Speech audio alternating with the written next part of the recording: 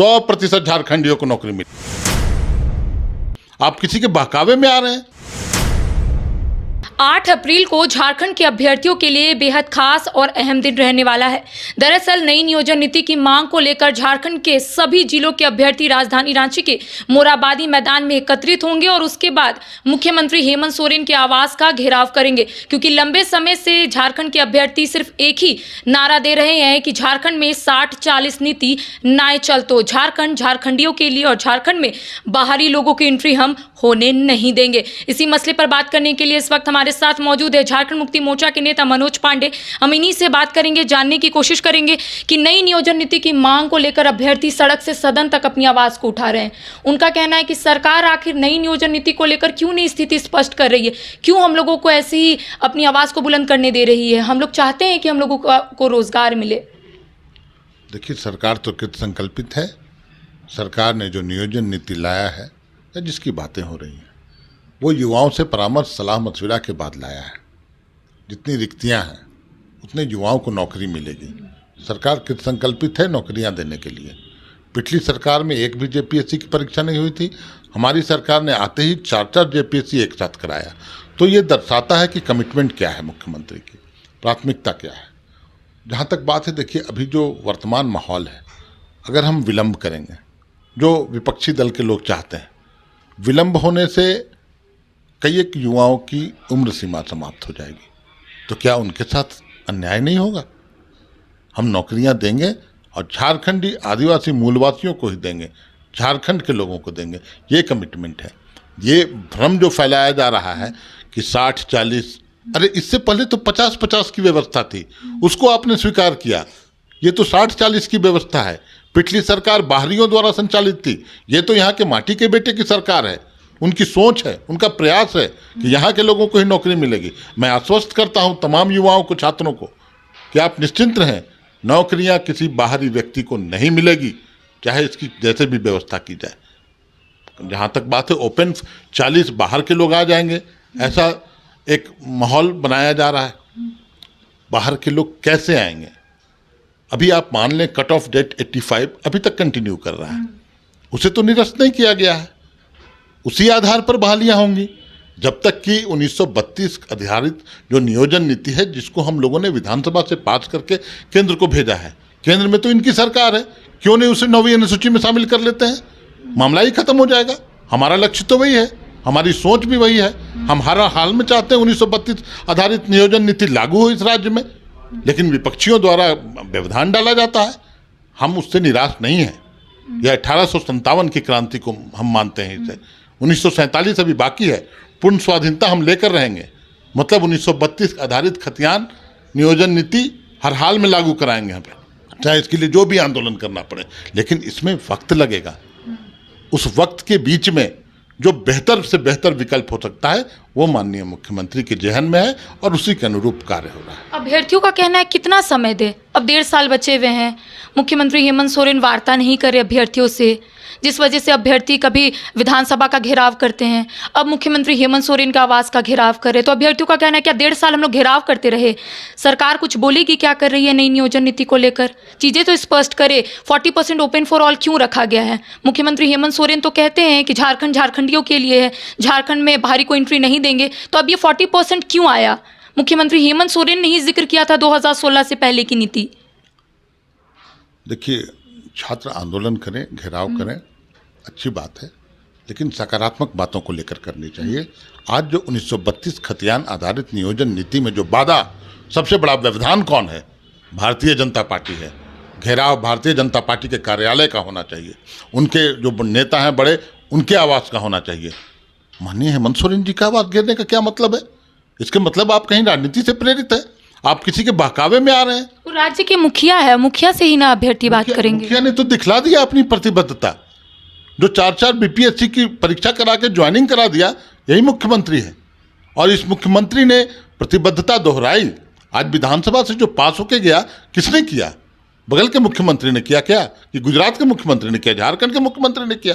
बारी किसकी है? अब केंद्र में स्पष्ट करे ये लोग अपना स्टैंड कि क्या करना है। ये लोगों को चाहिए, भाजपा को चाहिए, उसको 9वीं अनुसूची में शामिल करने का दबाव बनाए केंद्र सरकार पर। वो हो जाता है तो हमारे लक्ष्य जो हम चाहते हैं वो हम अचीव करेंगे। लेकिन तब तक, जब तक नहीं होता है, विकल्प क्या है? अगर वो बातें करनी है, मैं आपके चैनल के माध्यम से मैं आमंत्रित करता हूँ, 8-10 छात्रों का प्रतिनिधिमंडल आए, बैठ के बातें करें। जो बेहतर विकल्प होगा उसको मानने के लिए मुख्यमंत्री तैयार है। लेकिन मुख्यमंत्री ने पूरे विचार विमर्श मंत्रणा के उपरांत ये निर्णय लिया है कि कहीं ना कहीं छात्रों के साथ अन्याय होगा अगर हम विलंब करेंगे तो। नौकरियां हैं, रिक्तियां हैं, हमारी सोच भी है, हम चाहते हैं देना, लेकिन विपक्षियों के खुटचाल में फंस के अगर हम कहीं डाइवर्ट होंगे तो अन्याय हो जाएगा युवाओं के। अच्छा, आपको नहीं लगता है कि आरोप प्रत्यारोप के बीच अभ्यर्थी जो है वो फंस चुके हैं? अगर बीजेपी के पास जाते हैं तो उनका कहना है कि सरकार स्थिति स्पष्ट नहीं कर रही है और इस वजह से अभ्यर्थी जो है सड़क से सदन तक अपनी आवाज़ को उठा रहे हैं। सत्ता पक्ष के कोई विधायक, मंत्री या फिर कोई नेता से बात करते हैं तो उनका कहना है कि बीजेपी ने ऐसा किया इसलिए भुगत रहे हैं बच्चे। तो बच्चे कहाँ जाएंगे, अभ्यर्थी कहाँ जाएंगे? क्या उन्हें रोजगार नहीं मिलेगा? इन्हीं पछड़ों में वो फंसे रहेंगे? मैं आपको बताऊं, करीब 1 लाख रिक्तियां तो मुझे लगता है कि 6 महीने के अंदर उन रिक्तियों को भरा जाएगा। ये सोच है सरकार की और माननीय मुख्यमंत्री की। अगर इसे किसी के बहकावे में आके बाधा डालने का प्रयास होगा तो वो 1 लाख नौकरियां यहाँ के नौजवानों को ही मिलेंगी, मैं आपको गारंटी देता हूँ। तो उन नौजवानों के साथ तो कहीं ना कहीं अन्याय हो जाएगा, ये समझना होगा छात्रों को। क्योंकि ये सरकार छत्तीसगढ़ के मुख्यमंत्री की सरकार नहीं है, रघुवर दास जी मुख्यमंत्री नहीं है। मुख्यमंत्री आपका अपना बेटा है, आपका भाई है, आपने उसे बिठाया है प्रचंड जनादेश के साथ। उनको दर्द है आपके प्रति, एक बार उन पर उनको मौका दीजिए, विश्वास कीजिए। जिस विश्वास से आपने उन्हें बैठाया, कहीं कुछ कमी रह जाए तब बात उठती है। अभी तो प्रक्रिया शुरू नहीं हो पा रही। प्रक्रिया शुरू हो, सबको जो रिक्तियां हैं वो पूरा फुलफिल हो, उतना युवाओं को रोजगार मिलेगा, तो मुझे लगता है कि लोकप्रियता के शिखर पर माननीय मुख्यमंत्री पहुंचेंगे। अभी भी हैं। इंडियन एक्सप्रेस के सर्वे में आपने देखा होगा, सबसे पावरफुल व्यक्ति, सबसे प्रभावशाली व्यक्तित्व झारखंड में अगर कोई है तो हेमंत सोरेन जी हैं।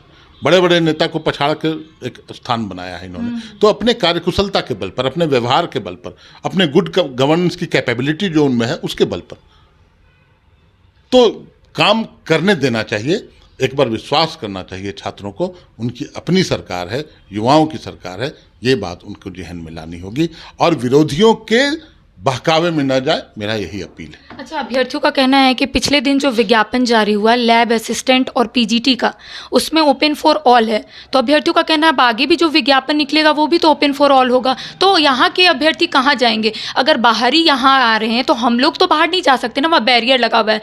बिहार में बिहारियों के लिए, गुजरात में गुजरातियों के लिए, तो झारखंड में बाहरियों के लिए और झारखंड वाले लोग कहाँ जाएंगे? फिर ये सवाल है अभ्यर्थियों का, जो लगातार हमें कमेंट बॉक्स में पूछ रहे कि जितने नेता मंत्री से आप मिलते हैं, ये सवाल ज़रूर पूछिए, कहाँ जाए? देखिए, बहुत वाजिब सवाल है उनका। गुजरात गुजरातियों के लिए है, महाराष्ट्र मराठियों के लिए है, तो झारखंड झारखंडियों के लिए क्यों नहीं होगा? और इसी बात की लड़ाई है। पेट में दर्द तो विपक्षियों को यही है कि कैसे हेमंत सोरेन जी तमाम झारखंडियों को नियोजित कर लेंगे, उसी में व्यवधान डाला जा रहा है। अरे उनका बस चले तो मुख्यमंत्री तक का पद ये बाहरी को दे देते हैं। हमारी वो सरकार, हमारी न वो सोच है। तो एक बार मुख्यमंत्री को आप फ्री हैंड काम करने दें। आप देखें कि जो 1 लाख नौकरियां होंगी, अभी फ्री फॉर ऑल की बात होती है। फ्री फॉर ऑल का मतलब क्या है? मैंने फिर बताया आपको कि 85 कट ऑफ डेट तो निरस्त नहीं हुआ है अभी ना। तो जो 85 कट ऑफ डेट में आएंगे वही तो आएंगे। अगर 85 कट ऑफ डेट के अनुसार जो लोग आते हैं उसका आप विरोध कर रहे हैं, तो फिर पिछली सरकार में विरोध क्यों नहीं किया आप? उस समय तो 50-50 का फॉर्मूला था, अभी तो 50-60, अभी तो 40% ही मात्र है। उस समय तो 50% ओपन फॉर ऑल था। अभ्यर्थियों का कहना है कि ये 90-10 क्यों नहीं हो सकता है? 90% झारखंड वासियों के लिए, 10% आप ओपन फॉर ऑल कर लीजिए, और वो भी यहाँ पर जैसे खतियान आधारित नियोजन नीति बनाएगी सरकार तो हमारा लाभ होगा। तो इसको 90-10 कर दे सरकार। मैं 90-10 की बात तो छोड़िए, मैं 100-0 की बात करता हूँ। 100% झारखंडियों को नौकरी मिलेगी, मिलनी भी चाहिए। क्यों आएंगे बाहर के लोग यहाँ? हमारी कहाँ, हमको कहाँ पूछा जाता है, हमको नौकरी कहाँ मिलती है? और यही कृत संकल्पित हैं माननीय मुख्यमंत्री। थोड़ा धैर्य रखें, थोड़ा इंतजार करें।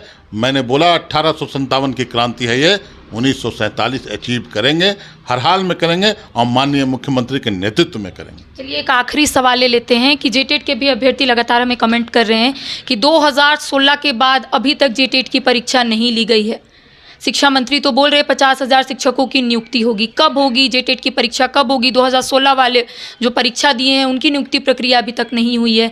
2023 आ गया, 2022 का वादा था कि 2022 में जेटेट की परीक्षा ली जाएगी।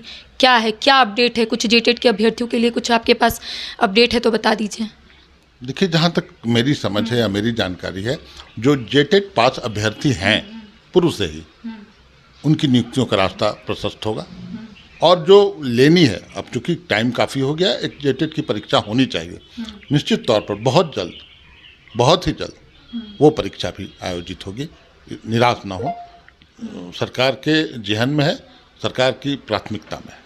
तो जितने भी अभ्यर्थी हमारे कमेंट बॉक्स में कई सवाल पूछ रहे थे कि आप जब भी कोई मंत्री या नेता से पूछिए तो ये सवाल ज़रूर पूछिए, तो वही सवाल हम पूछे हैं मनोज पांडे से और उन्होंने स्पष्ट रूप से कहा है कि झारखंड तो झारखंडियों के लिए और झारखंड में सिर्फ झारखंडी लोगों की ही नियुक्ति होगी। तो जो अभ्यर्थी परेशान है वो ना हो, मुख्यमंत्री हेमंत सोरेन तमाम चीज़ों को देख रहे हैं। और स्पष्ट रूप से इन्होंने एक बात का जिक्र किया है कि अगर कोई अभ्यर्थी वार्ता करना चाहते हैं तो ज़रूर मुलाकात कीजिए, वार्ता कीजिए कि क्या परेशानी है और सरकार को किस तरीके की नीति बनाने की यहाँ पर आवश्यकता है। फिलहाल मुझे दे इजाज़त, नमस्कार।